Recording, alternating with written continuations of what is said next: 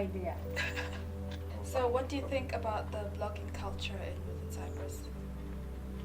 Well, blogging culture in Northern Cyprus is first, where is Northern Cyprus? We must understand the nature of Northern Cyprus, because Northern Cyprus is a place where used to be a limited number of information.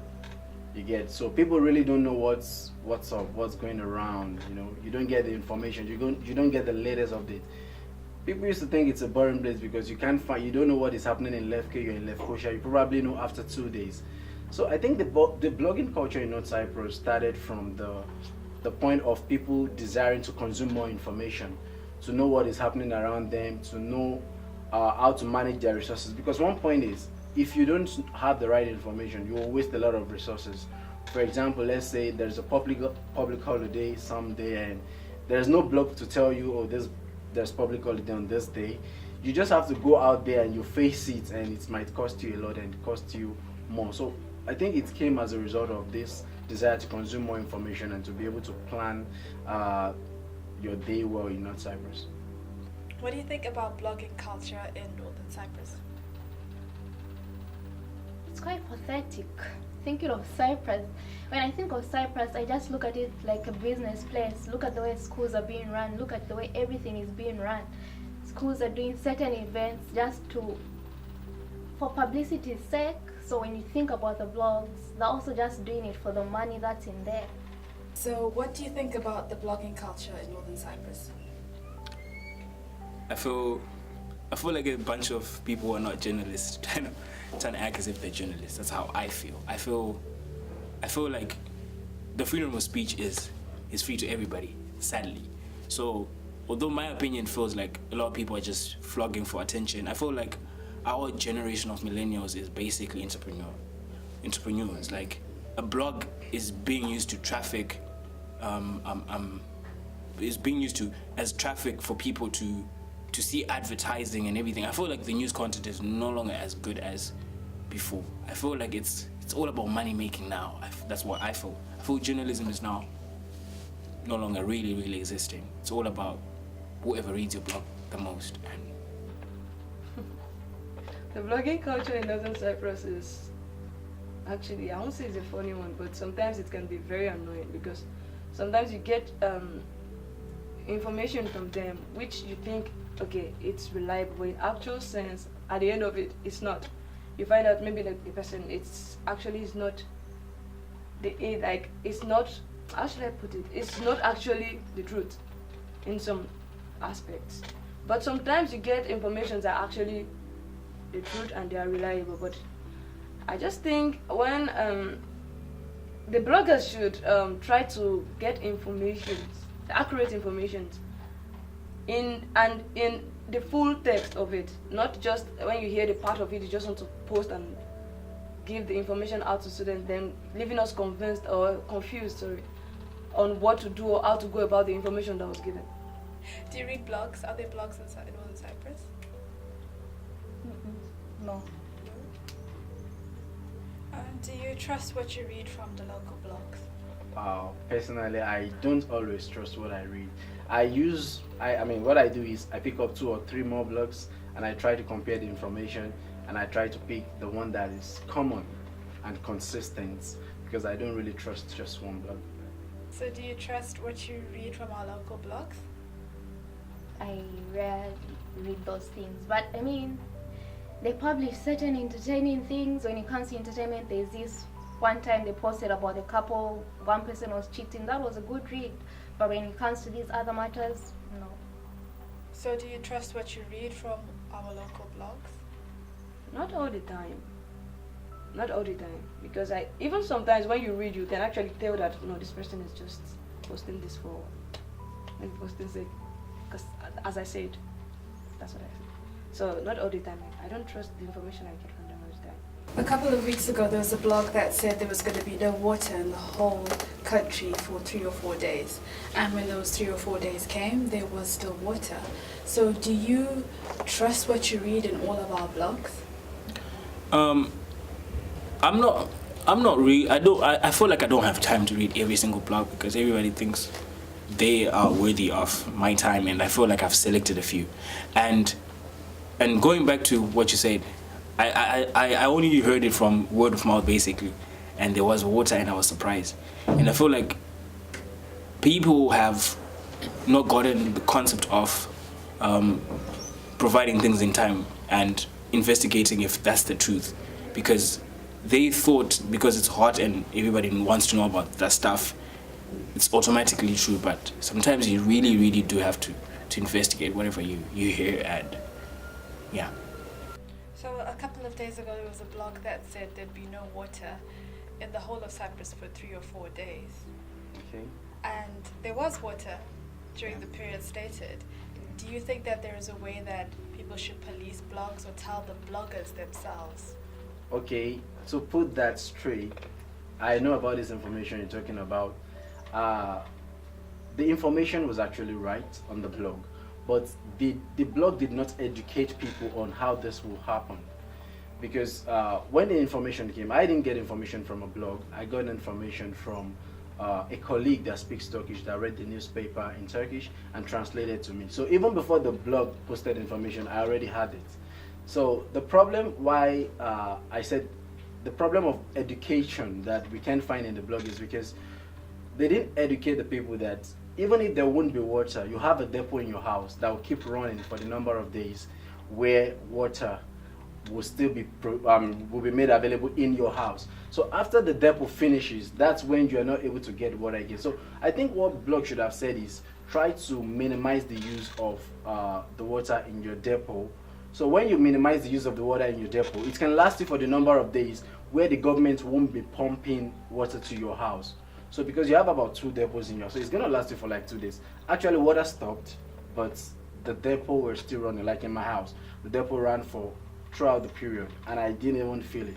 So I think one of the things blogs should be doing in North Cyprus is to get more information, accurate information, and help people to know how to survive. Not just to get information, but to know how to manage themselves. Because sometimes they just bring information and they don't provide solution.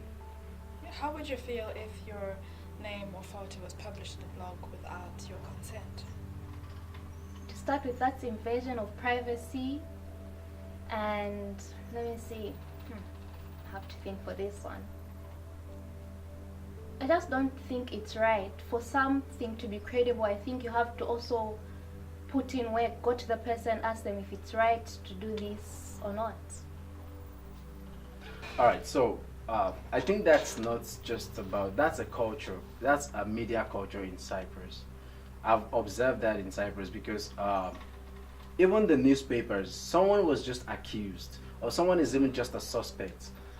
One of the newspapers carries it. Like, I don't want to mention newspapers, but on Monday morning you see people who are just suspects, you know, they've not been convicted, and you see the newspaper carrying their information. So I don't think it's just on the side of the blogging. Even the conventional media like the newspapers, they do the same thing. So I think the blogs are just learning from these conventional newspapers and picking the information and also reinforcing this kind of culture.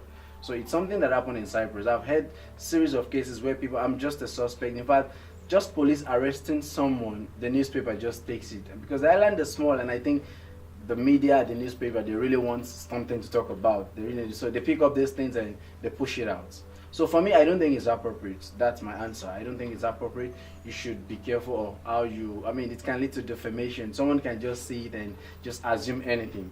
So I think blogs should be careful about that. But more than blogs, the newspapers should be careful because they do these things and the smaller blogs pick up from them. How would you feel if your name or photo was published in the blog without your consent?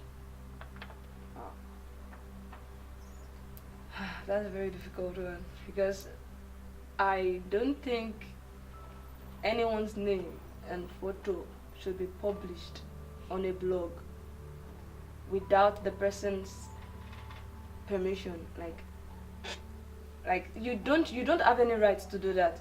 Even like we read newspapers and stuff. Even when there's a criminal offense or there's a crime, they still try to like not give out the name or the pictures. They still try to keep those secret.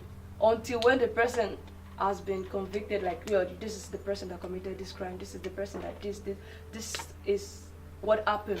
That's when you can actually know, okay, this is who the person.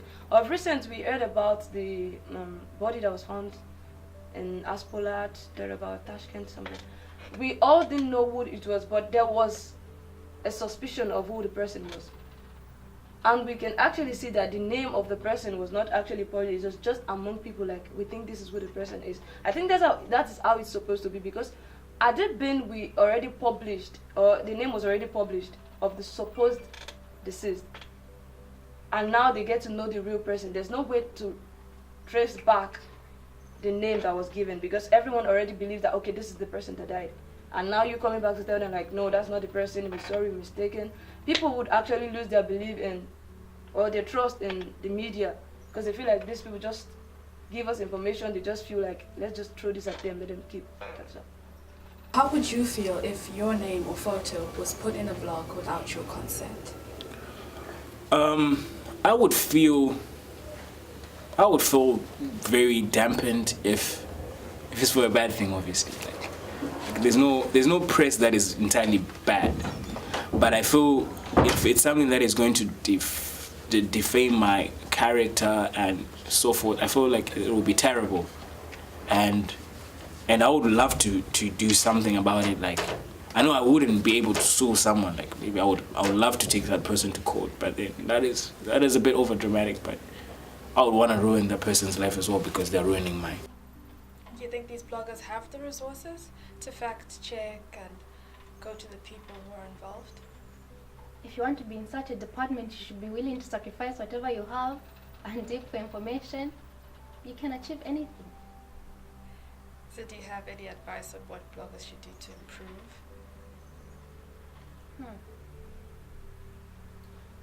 Just get away from Cyprus. I'm sure he can do better jobs elsewhere. There's many people to work with that are willing to support your kind of work that you've chosen. So if your friend wants to start a blog, or they had a blog and they spread some misinformation, would you go around to correct them? As I said before, the freedom of speech is available to every single person. Basically, I can't do anything. The people that I would try to sway that this is not correct, I would do, but I feel like I can't do anything. If someone decides whatever they have decided, it's my obligation not to believe it. And if someone is close to me who's asked me the same thing, I will just ensure them they should not believe it as well. So that's how I feel. I can't change that. Do you think that bloggers would ever apologize if they give out wrong information? Not in Cyprus, that I know. Like, not the blogs I know of, because sometimes you even, like, some of these bloggers that we know personally, like, you see them day to day and sometimes they give information and still don't feel remorseful about it, even though they know that the information was wrong. You knowing that you gave a wrong information, or you gave a non-accurate information to the public, and at the end of the day, what you published didn't happen. You're supposed to go back to that platform and apologize, but we don't see that happening.